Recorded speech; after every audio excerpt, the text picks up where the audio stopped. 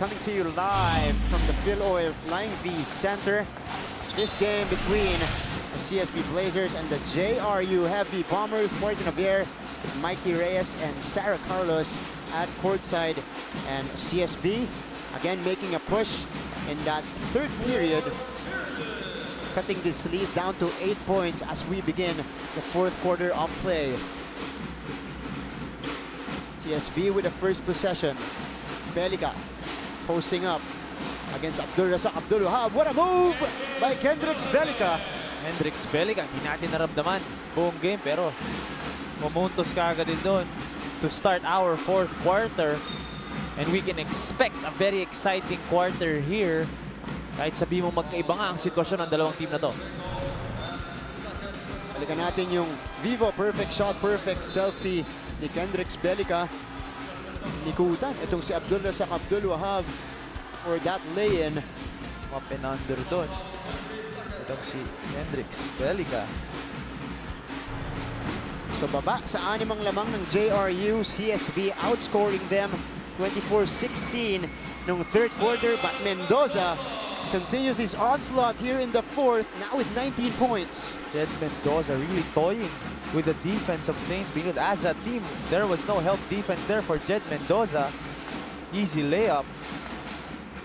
CSB naman ngayon nakakuha ng offensive rebound. JJ Domingo fakes. Oh, no foul called on the bump.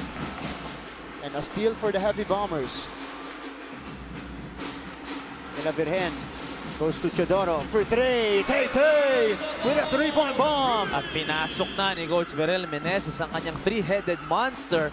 De La Virgen, Mendoza, and Chodoro ready to finish this game for JRU. Pero si Tay rin ang natawagan ng foul. Getting over-aggressive off the inbound. Here's that three-pointer earlier. Tay Chodoro knocking down his second one off the game.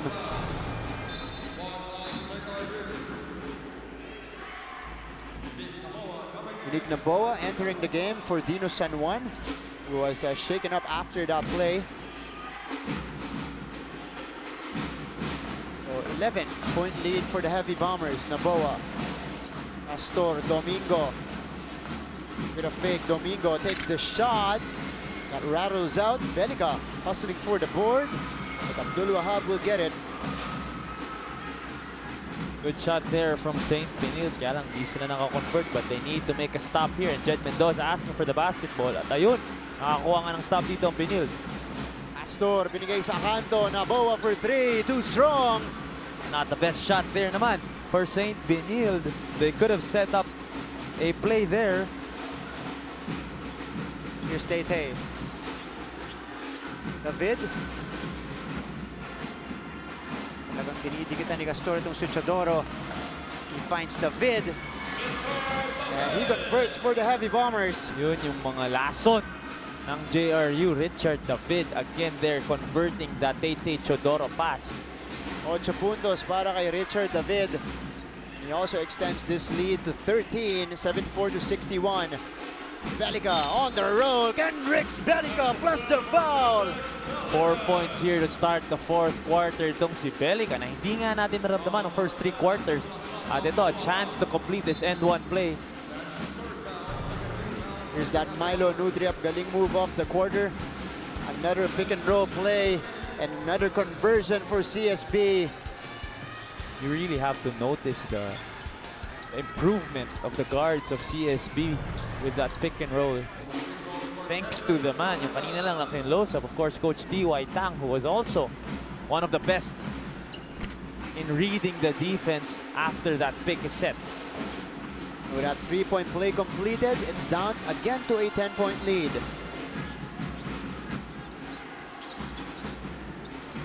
Samantala, puntahan natin si Sarah Carlos. Hey, Sarah. Kahit hindi na makakapasa sa top 4 ang CSB Blazers, talagang siniseryoso nila ang larong ito. Nakinig ako sa huling huddle nila, and Coach T.Y. Tang and Charles Ru are still aiming for 1 to 2 wins for the remainder of the season. Si Clement Lichu naman expresses his discontent with the lack of communication happening on the court. Back to Coach T.Y. Tang, sinabi niya that they have to take advantage of the rebounds that they're getting, and they have to box out Tay Chodoro. Back to you, Martin and Michael. Salamat, Sarah, of course, it's still possible for CSB to get 1 or 2 wins.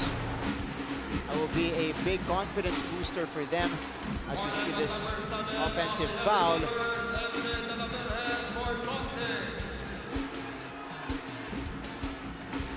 TY Tang recognizing. Might have been a flop Yes. for MJ Deliveren, but the ref spotted it, so they'll take it. Turnover story, 23 big turnovers for CSB.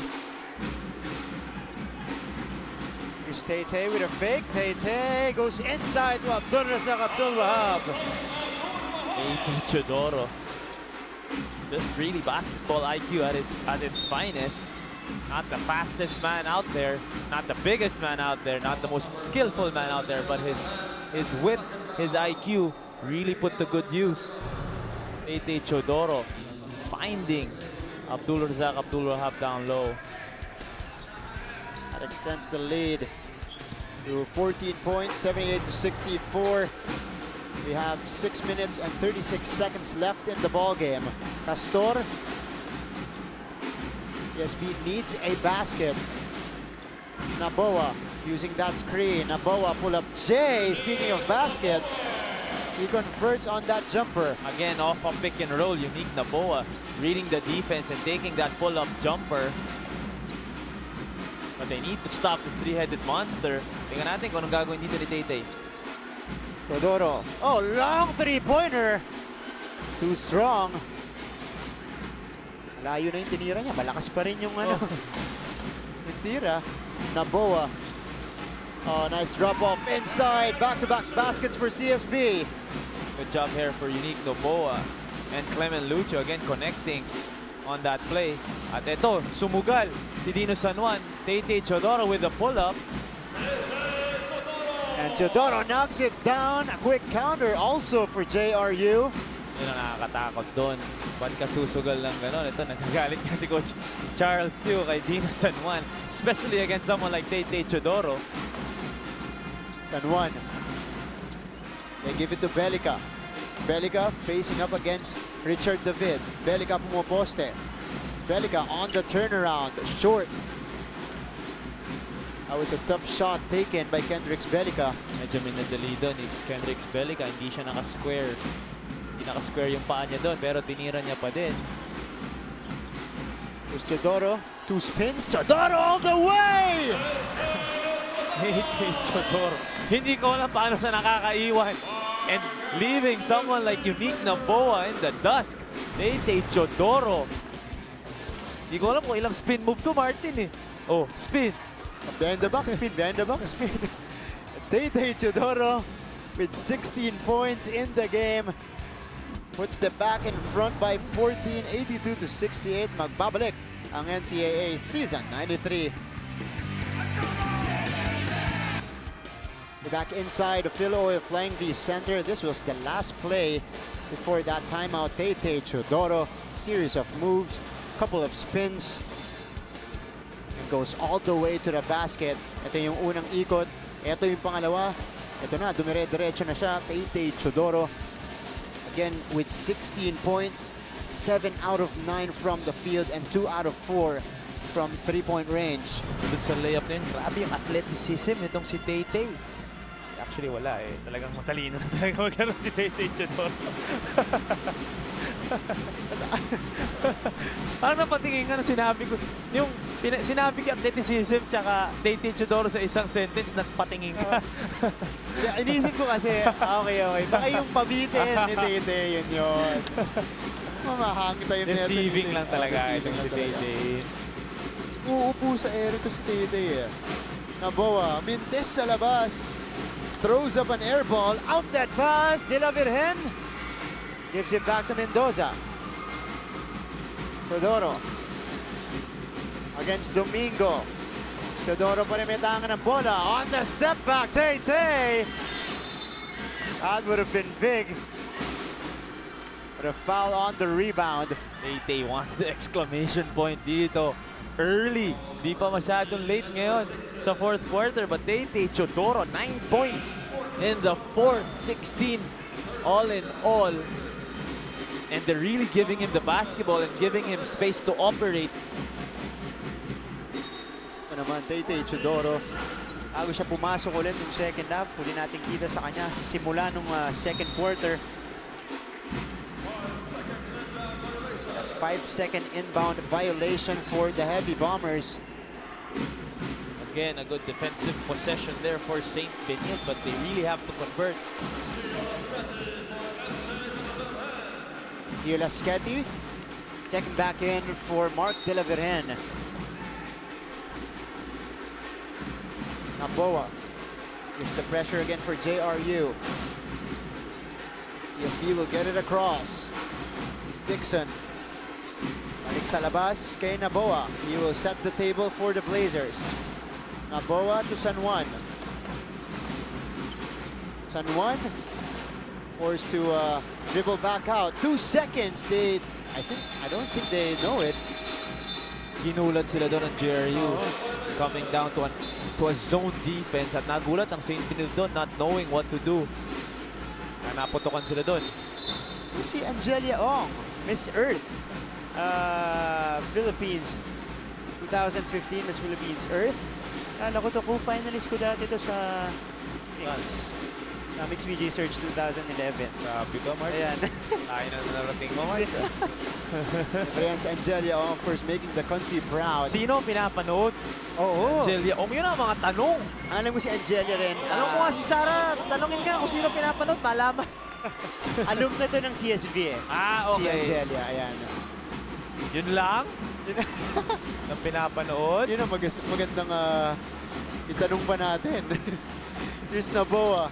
Again missing from the outside. Luchu offensive rebound and he gets the putback to go. Luchu continuing to fight here for St. Benil, down by 14 with 3 minutes left. And a steal. Yes, a completed steal for CSB. But Abdul Razak Abdul Wahab breaking that play. CSB will get the basketball back. And this is what St. Benil needs to do. No bearing na nga ito sa kanilang Final Four hopes kasi hindi na nga sila aabot. So with 3 minutes left, they need to practice yung mga set nila, yung mga plays nila para effective pa rin at efficient pa rin yung dating nila dito. Here's Naboa with a pull-up. Too strong. Laschetti. Gets fouled by Luchu. A careless foul by Clement Luchu, just hugging Gio Laschetti. Field goal percentage natin, napakataas para sa parehong kupunan. 52% for CSB, 57% for JRU. That was a foul earlier by Clement Luchu. Fast break points, JRU leading that department 13-0 over CSB. So JRU really doing it, or playing great defense in transition in this ball game, as we see a foul from Edward Dixon. And Edward Dixon will foul out. He fouls out with 9 points, 7 rebounds, and 2 assists.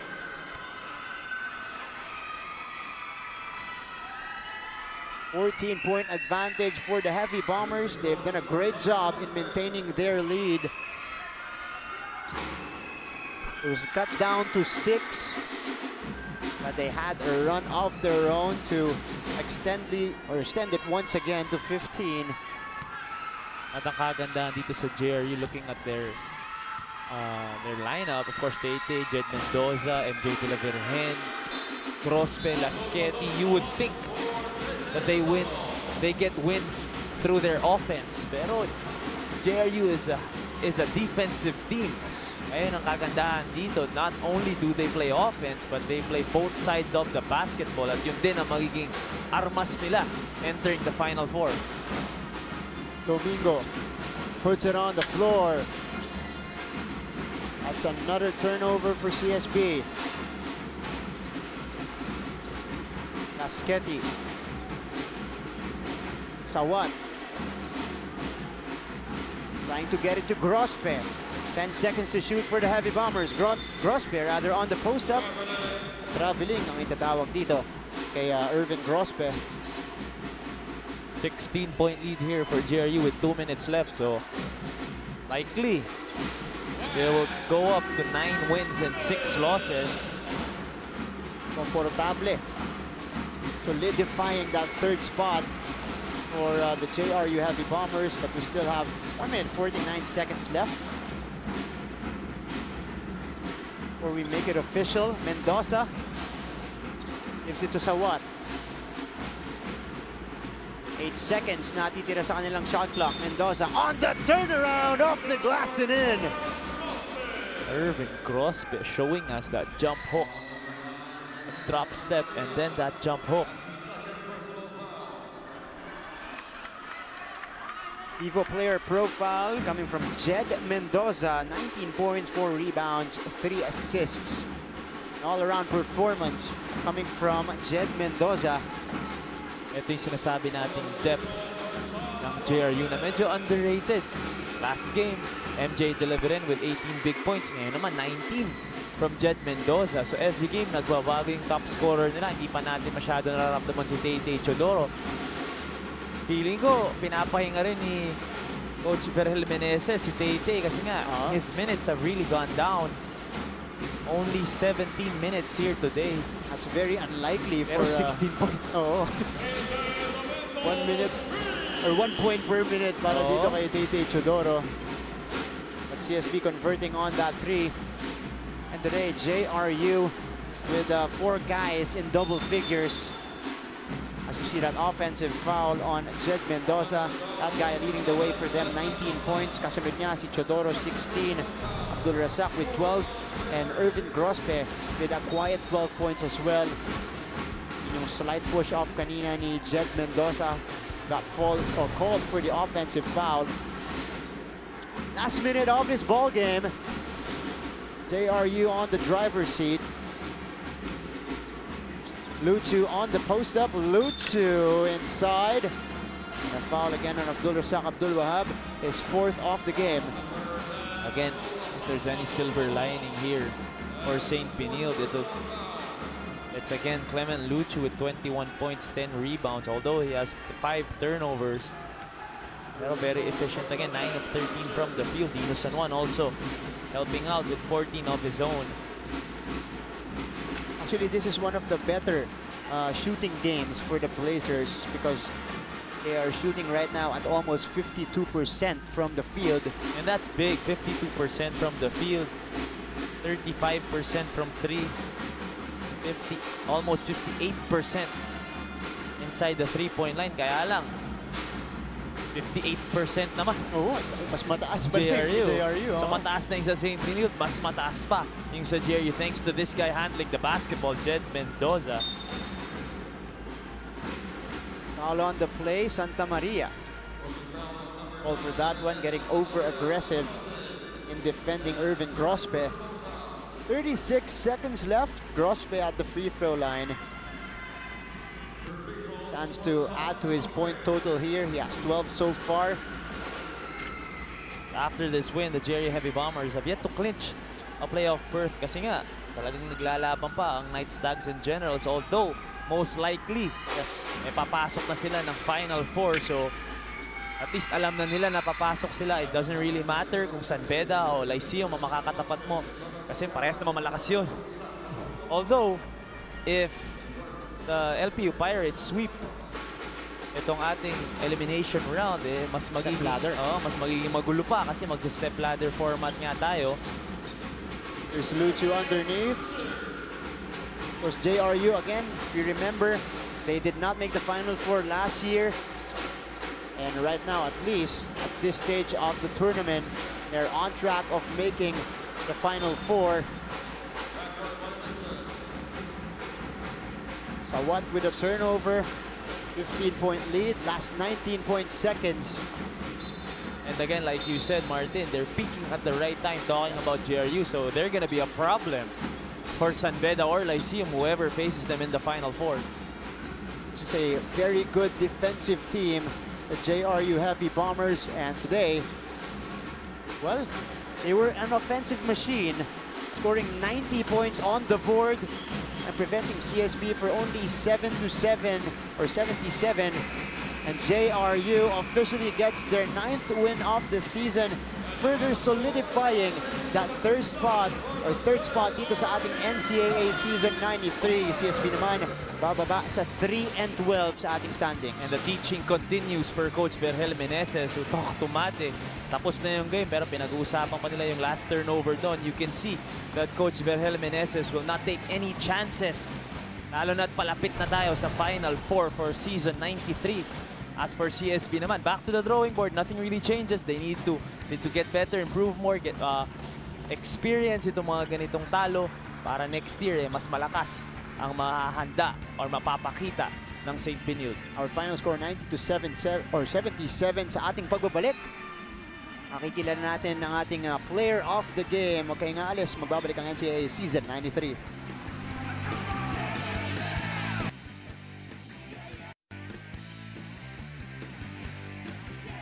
Back here at the Phil Oil Flying V Center, and our final score again, JRU Heavy Bombers 90, CSB Blazers 77, a 13-point win for the Heavy Bombers. Our cherry for PGM Tangkatsagad scorer of the game is none other than this guy, Jed Mendoza. 19 points for the Heavy Bombers, an efficient 7 out of 14 from the field. Nothing forced here for Jed Mendoza, just waiting for the right opportunity to be aggressive. Nakita natin siya ng first quarter. He really spread out his points at talagang tinulungan niya makuha ng JRU itong panalong ito. At ito nga kasama siya ni Sarah Carlos, our best player of the game, Jed Mendoza. Sarah? Jed, you were able to prove to everyone watching right now dito sa NCAA na magaling kayo mag-handle ng pressure. Ngunit no, sa first half of the game, nakakahablan, medyo close fight kayo between the CSB Blazers. Anong tumatakbo sa utak nyo nung mga oras na yon? Nung first quarter kasi naglaro kami na medyo kumpiyansa kami sa Benilde. So hindi kami masyado nagdi-defense doon. Siyempre pinagalitan kami ni coach, kailangan namin i-push yung sarili namin. Kasi matatalo kami pag pinagpatuloy pa namin yung ganung depensa. Gano'n ka-importante itong win na to for the JRU Heavy Bombers because now mas na-secure nyo na yung spot nyo as the third team dito sa NCAA? Sobrang importante na itong game na to. Nakakaangat na kami pero kailangan pa po namin magtrabaho upang masecure talaga yung Final Four spot. Ano ang gagawin nyo after this game, Jed?